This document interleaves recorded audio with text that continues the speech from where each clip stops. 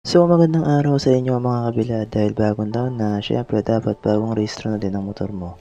Kasi uso na naman ang mga checkpoint dahil alam nila na madami ng expert ang rehistro.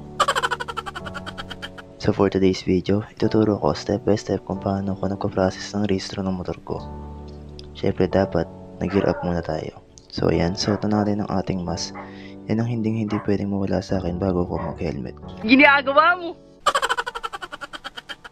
Tapos kabitan natin ang mga gadgets, cellphone at camera na dapat laging mahigpit, hindi malalaglag at syempre ang ating EVA helmet.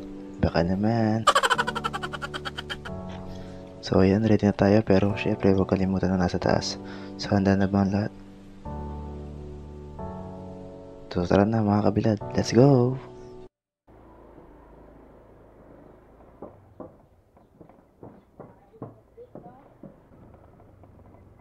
So yun, magandang araw sa inyo mga kabilad. For today's video, gagawa tayo ng video tungkol sa pagre-renew ng rehistro ng motor. So step by step na ginagawa ako. So ngayon, papunta tayo ng Cebuana. Kasi doon ako nakakuha ng insurance ng motor, tsaka insurance ko na rin kasama. Bali, ang uunahin mong kailangan dalhin is yung, syempre, yung Xerox ng ORCR mo. So eto, may Cebuana dito mga kabilad. Dito tayo kuhan. Ay, sarado pa.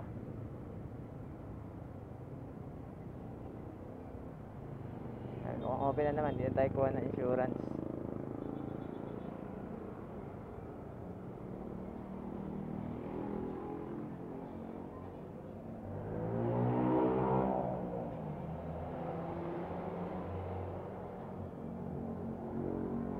So yun, dito tayo sa Cebuana mga kabilad. Ready lang natin yung mga kailangan at gagamitin para sa pagkuha ng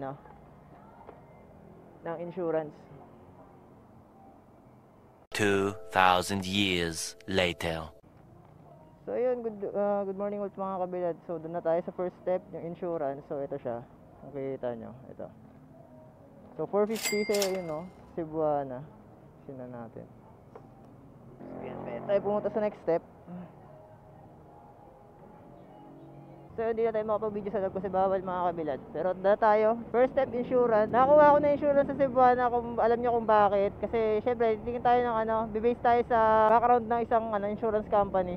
Yung pinaka-importante mga kabilad. Hindi man natin hinahangad na may mangyari sa atin, pero kaya nga tayo nagbabayad ng insurance para insure tayo if ever na may mangyari sa atin sa kalsada. Syempre lagi tayo nasa kalsada. Kung kukuha tayo sa mga hindi kilala, hindi natin alam kung mababayaran tayo if ever na kakailanganin natin. So yun yung reason ko kung bakit sa Cebuana kumukuha. So mas mas trusted sila.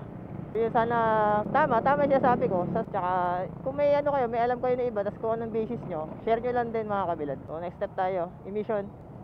Na tayo sa tapat mismo ng LTO. So mga kabilad, tandaan nyo yung cycle na ginagawa ko step by step, kasi ito na yung pinakamabilis. Pero na pupunta kayo sa LTO tapos kulang naman yung dala nyo, babalik din kayo. So yun, ito tayo sa LTO Las Piñas mga kabilad, pero di pa tayo pasok dyan. Nandito kasi yung mga emission center sa kaliwa. Sir, pwede ko maliwa? Salamat. Thank you sir. So yun, nandito tayo sa mga emission center. Emission?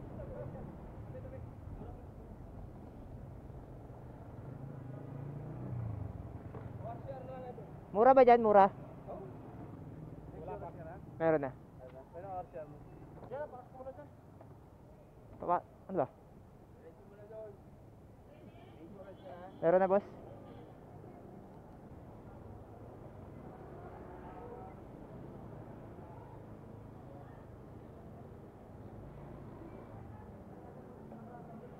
So yung mga bilad tayo sa emission center. Yan, papasa lang natin to.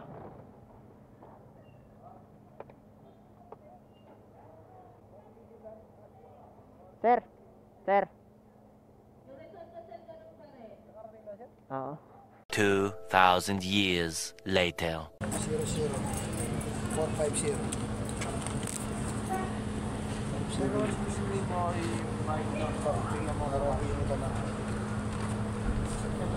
Okay na sir.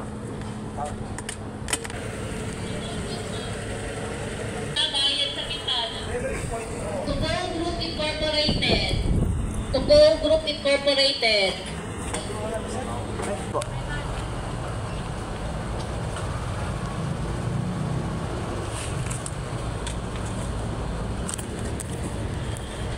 Okay na buta?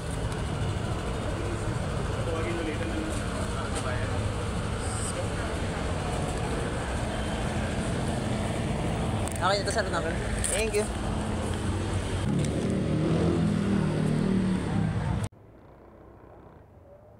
So yun mga kabilang, second step, done na. Emission. So diretso na tayo ng LTO Las Piñas.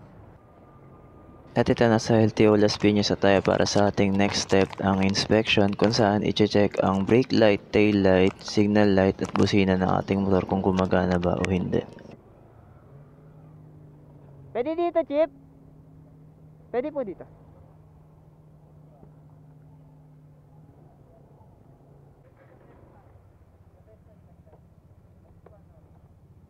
So yung mga kabila, dito tayo, park lang tayo, tapos papasa natin yung papel natin, yung insurance, tsaka yung dito, emission. Ningal ako ah. Ayun, nagulat ako, sabi ko, dalawa. Sir, restart mo yung motor. Okay lang. Start ko po.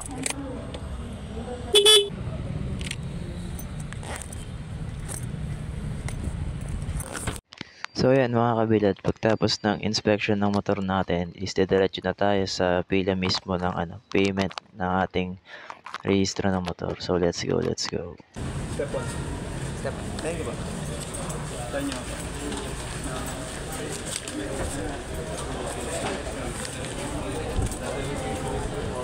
Wala ako. Okay, dito po. Sorry. So yung mga bilat, pila tayo dito. Ito na yung pila na.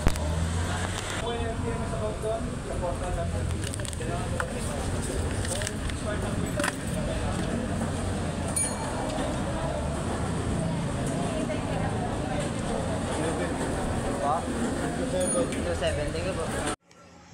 So yan, pamunta tayo ng Windows 7 para ipasa yung all documents na nagawa natin.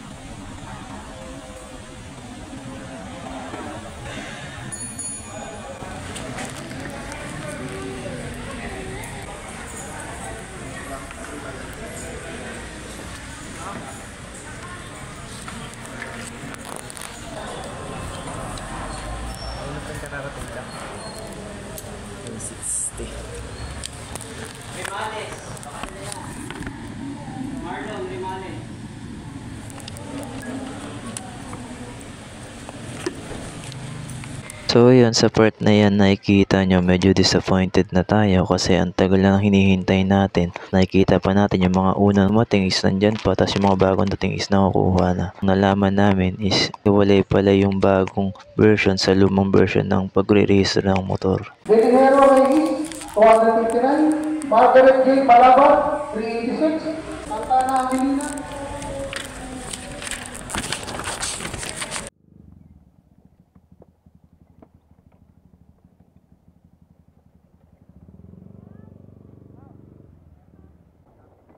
So yun mga kabilad, doon nagtatapos yung process ng renewal ng rehistro ng motor natin for this year.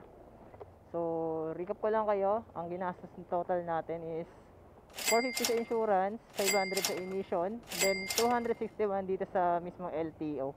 So total siya ng 1 to 11. Medyo mas mababa siya compare last year kasi wala tayong penalty. So yun, makikita nyo naman sa may ORC, sa may OR natin yung kung hanggang kailan valid yung OR natin. So para iwas penalty, magbayad ng maaga, mag-renew ng maaga mga kabilan. So yun, sana nakatulong sa inyo yung step by step. Medyo natagalan nga lang kasi nagkaroon nga ng problema dun sa natin kasi old version daw tayo. So yun lang mga kabilan din. Peace out.